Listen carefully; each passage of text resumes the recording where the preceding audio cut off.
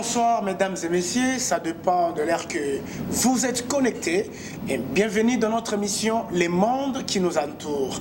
Mais avant tout, je tiens à dire merci à mon sponsor Italia Sica. Je dis merci aussi à mon sponsor Staff Okapi. Je sais que très bientôt les choses sérieuses vont commencer. Je dis merci à l'homme sage. Lui, je l'appelle Papa Python, mon conseiller personnel et privé. Je dis merci à tout le monde. Alors, n'hésitez pas à s'abonner massivement dans notre chaîne et dans notre page Facebook Savoir Vivre.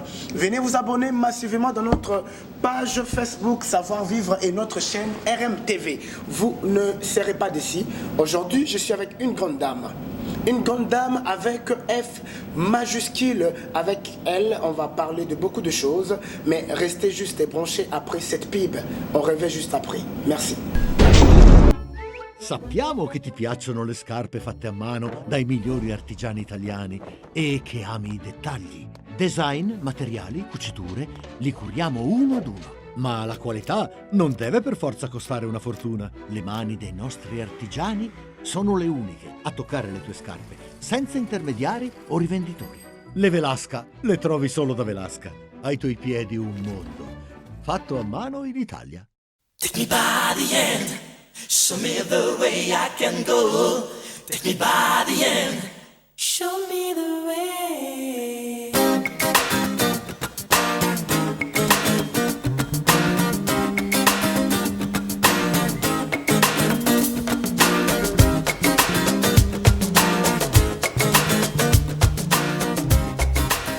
Voilà, elle est là. Elle s'appelle José. C'est une femme d'affaires, une femme aussi de ménage, une femme active qui aime bien chercher et il cherche pour s'imposer dans la vie. Voilà, c'est mon invité. Et alors, José, parlez-nous. Déjà, je vous dis bonsoir. Bonsoir. Vous allez bien? Bien, merci.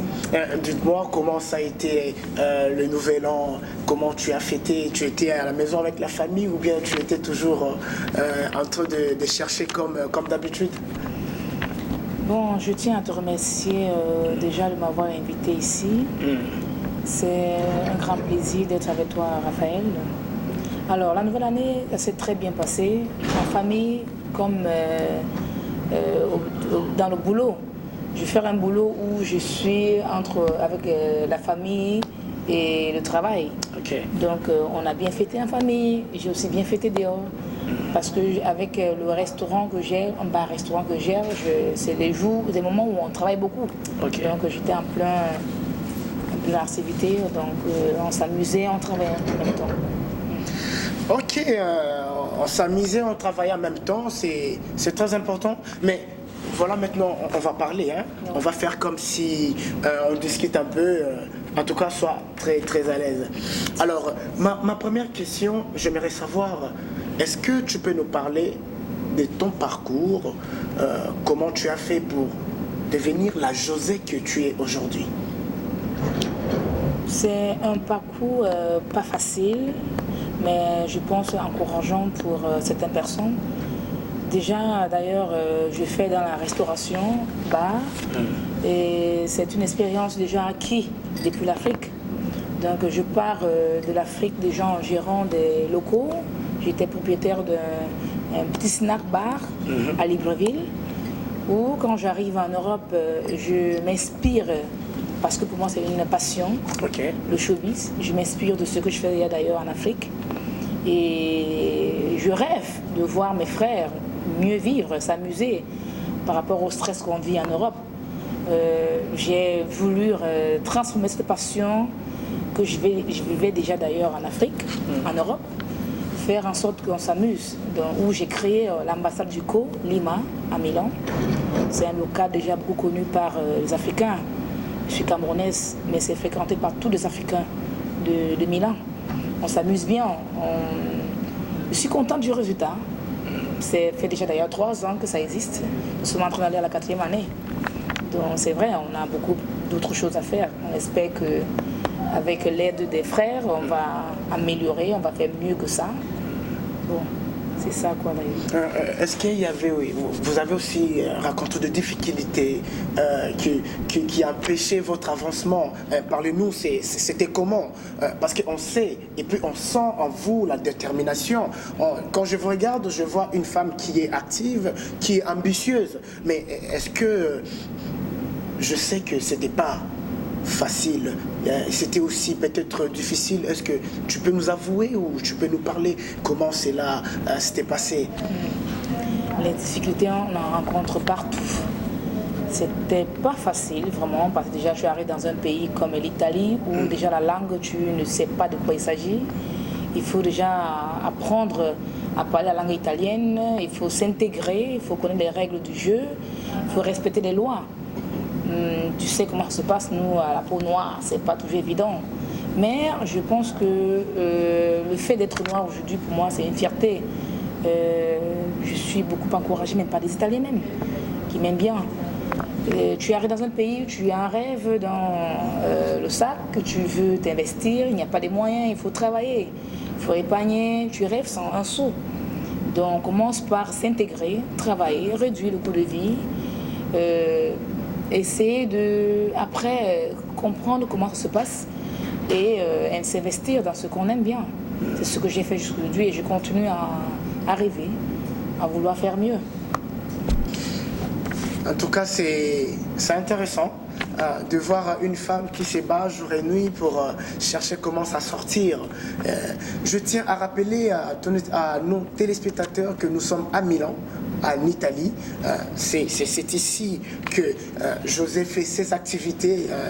Est-ce que tu peux nous parler, ça fait déjà combien de temps que tu es dans ces mondes de business? Ça fait déjà d'ailleurs 3 ans et demi, depuis 2017 je pense, que j'exerce ce métier d'entrepreneuse. Bon, c'est pas mal du tout, on se bat tous les jours au quotidien pour satisfaire les besoins de nos confrères. On a envie de s'intégrer, on a envie de s'affirmer. Si. On travaille dur, travailler surtout la nuit, c'est pas évident, on accepte. Et quelles sont les difficultés que vous rencontrez dans votre vie professionnelle? Oh là là, je dirais pas mal de difficultés. Travailler dans un monde afro, parce que je rappelle que j'ai un local bar à Milan, c'est déjà pas d'alcool. Ça veut dire que nous, on le sait déjà comment les règles d'Europe, ça fonctionne. Quand tu travailles avec nos frères africains, c'est pas évident. Avoir un local africain dans une grande ville comme Milan, et surtout en plein cœur de Milan, veut dire avoir des nerfs vraiment bien relaxés, parce que c'est pas évident. Il y a des frais qui te rendent la vie difficile, il y a des voisins aussi, les règles du jeu de la ville qui nous amènent à nous comporter en mode pas régulier, c'est ça aussi. C'est pas facile, c'est très difficile, mais si on va bien faire les analyses concernant ta vie professionnelle, on sait que c'était pas facile, mais aujourd'hui, quand tu te regardes, tu te dis que tu as déjà réalisé, tu es dans les bons, ou bien il te reste encore beaucoup de choses à faire dans votre domaine? Raphaël, je te dirais que on n'a encore rien fait. On a envie de travailler, on a vraiment envie ce n'est qu'un début. On a juste essayé pour voir comment ça va aller. Mais on a beaucoup à faire. Et je pense que ce Milan, nous les Noirs, surtout les Noirs africains, on doit s'affirmer, on doit beaucoup travailler. Et du travail, ce n'est qu'un début. Et je pense que j'ai du travail. Je travaille d'ailleurs beaucoup. Il y a beaucoup d'autres choses que je fais qui n'est pas en vue de tout le monde. Mais on travaille. On travaille dur. Et quel conseil tu peux donner aux femmes comme toi qui traînent encore à la maison, qui vit en Europe, qui peut aussi exploiter leur intelligence, leur façon de voir les choses? Quel conseil tu peux donner à ce genre de femmes-là? Je dis, femme, lève-toi et va chercher à aider ton homme si elle est mariée. Mais en même temps, je respecte ces femmes-là qui sont à la maison pour des besoins personnels. peut-être par exigence. Il y a des femmes au foyer qui ont 3-4 enfants. En Europe, c'est pas évident. Si elles ont un mari qui travaille, elles ne peuvent pas peut-être abandonner les enfants entre les mains d'un babysitter pour aller courir derrière le boulot, le travail. Mais il y en a aussi celles qui préfèrent investir sur la famille. Bon, pour celles qui n'ont rien à faire, ce sont femmes qui sont venues en Europe pour se chercher, comme on le dit souvent, comme moi. Levez-vous, maman, allez vous travailler. Levez-vous, allez vous chercher, allez travailler, réduire le coût de vie. Ça ne sert à rien d'acheter les Louis Vuitton, les machins, et puis après souffrir. Essayez d'épargner et rêver. Pour celles qui veulent entreprendre comme moi, il faut juste serrer la ceinture, aller doucement, doucement pour 3-4 années, épargner le peu là, aller vers des gens qui peuvent vous aider à donner des conseils, à investir. Pourquoi pas? On ne peut pas devenir riche en travaillant tous les jours avec 800 000 euros. 800 euros, 1000 euros. Il faut commencer par là, réduire le coût de vie, vivre peut-être avec 200 euros. On peut mal vivre aujourd'hui et mieux vivre demain. Donc je conseille à toutes ces femmes qui sont à la maison, qui ont envie de rêver comme moi, de vraiment serrer la ceinture, de se lever. N'ayez pas peur. Allez-y, foncez. Travaillez. N'ayez pas peur. Vous, toi qui traînes encore à la maison sans rien faire, nous sommes en Europe, tout le monde doit aller au travail. Je tiens à rappeler que José, elle est camerounaise d'origine, mais qui vit à Milan. C'est une femme d'affaires, c'est une femme qui a voulu apporter un plus dans la société et puis être utile dans la société. Alors, je ne sais pas, José, on peut parler aussi de ta vie privée si ça ne va pas te déranger. J'avais une question à te poser concernant ta vie privée. Je peux? José, vous êtes marié. Vous êtes marié, célibataire, mère de famille. Josie est célibataire, mère de 2 enfants. Ouf. Je profite même pour faire une annonce, parce que José est vraiment célibataire. José est vraiment célibataire, donc j'attends mon prince charmant. Je ne suis pas pressée. Ok. Le plus important pour moi d'abord, c'est de travailler et d'encadrer ces 2 dont j'ai déjà d'ailleurs. Ils sont grands, j'ai des grands enfants. Et maintenant, j'attends mon prince charmant. Peut-être l'occasion aujourd'hui pour moi de faire une annonce, de dire, pardon, écrivez à Raphaël que vous venez rencontrer José. Vous avez écouté.